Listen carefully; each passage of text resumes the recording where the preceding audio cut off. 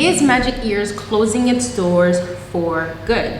If you've been teaching English online, especially ESL, you know that since 2021, a lot of the Chinese companies have closed down their doors because of the new Chinese regulations, which did not allow ESL companies to hire teachers outside of China. Now, Magic Ears was one of the only companies that was still allowed to honor their contracts, which means that if parents had bought a package that lasted a year, they were allowed to finish that contract until the next year. Now, fast forward to July 2022, and this is not the case. So what can you do about that? Now, if you're new to the channel, my name is Christina, and I've been teaching with Magic Ears since 2018, and I'm still currently hired by them. So the information I'm going to share with you today is based on my personal experience as a teacher that's still working with them. Now, I'm part of the Magic Ears Facebook groups, and they sent this message this week, which I want to read to you, and it says, "Dear heroes, according to the policy, no class should take place during the school summer break of 2022. There will be no Magic Ears classes from July 15th to August 31st. These dates have been closed on the booking page, and you will notice a reduction in an extended periods if you had previously opened slots on those dates. After the long holiday, we expect students to be very eager to see you, so we encourage you to open as many slots as your schedule allows. Stay tuned on Teachers Portal, and happy teaching, Magic Ears." So what does that actually mean? I can tell you from my personal experience, from 2021, since the regulation had changed, the classes were a lot less. They were still pretty okay in 2021, but starting 2022, I can tell you I've noticed a decline in my classes, the consistency of it. For example, I would open, let's say I open 4 hours worth of classes, and maybe 50% of those will get booked. That was the beginning of 2022. Then going on to the second quarter, you can see that maybe 10% of my classes were getting booked. So bookings started declining more and more as the year progressed.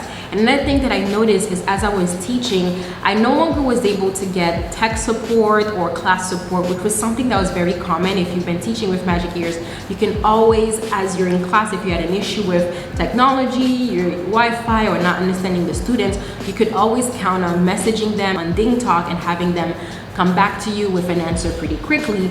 But I've noticed that those had not been as efficient, or it would say that this number is no longer part of the company. So you can see that they had downsized already a lot of their tech support. So this had already told me that they were planning to either close the company or move forward. Now, they had changed Magic Ears to Happy Seed. This was one of the process and changes that I'd seen in 2021, where their email used to be @Magic-Ears. It's now changed to Happy Seed. So we didn't hear any more information from that. We just heard that they were planning to expand to maybe other countries, but we didn't hear more information. But if I can tell you from my personal experience working with them, it seems like the company is shrinking. So is it shrinking to move forward, or is it shrinking until it shuts down? And if you work with other companies, I had worked with some of the top ESL companies that you guys may have known, and some of them were shut down in just a day. So we don't know if this is just their ending process, like closing down the company to just slowly shut it down. So in my opinion, I don't feel like they're going to come back fully after the summer break, but you never know. You know, I'm just saying, if I see it as an experience, it just doesn't feel like it's going that way.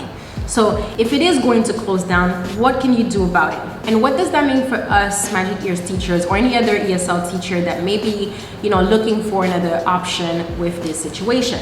Now, I'm gonna give you guys a couple of recommendations. Well, first of all, I think it's important for us to start working for ourselves, or maybe working for a company where you are still in control of your income in a certain way. Meaning that as ESL teachers, a lot of the time you rely on a company to give you the curriculum, give you the students, and then you teach, so you make your money that way, that we have been lucky to work with before. But with this situation, just shows me that not all companies are gonna be there long term. So in order for us to be in charge of our income, we need to be more independent in that sense. Now, I feel like there's two ways to do this. You can do one way where you find a company, maybe a marketplace, that allows you to sell your course. For example, you would have to create the curriculum this time, and then now you can charge how much you want, and you can also decide how many students you want for that course. So let's say, for example, you want to create your own course and sell it, and you want to have up to 4 students per class, and each student is paying you $15 an hour for that class. Maybe you can make it 50 minutes so that you have enough time in between to the class. But let's say it's about an hour, 55 minutes per class.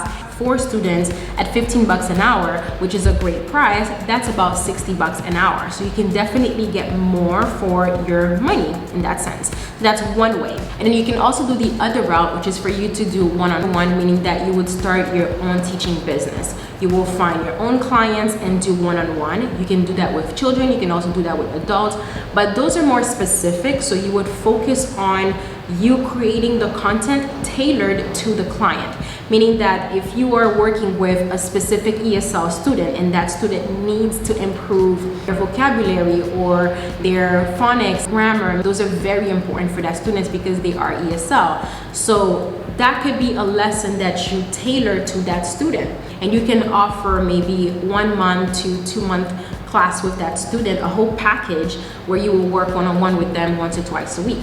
So I think those are the 2 best options for us to move forward as teachers. I'm also going to leave links in the description box for you guys if you are interested in teaching English online and you want to know about these options. So with that said, I also have to start getting my own clients, which I'm very excited about. I'm going to go on this new entrepreneurial journey to find my own students. So I'm excited about that. If you guys want to follow along the journey and see how I'm getting through this whole process, make sure you subscribe to the channel and let me know in the comments any more videos you guys want me to do. So thank you so much, and I hope to see you in the next one. Bye.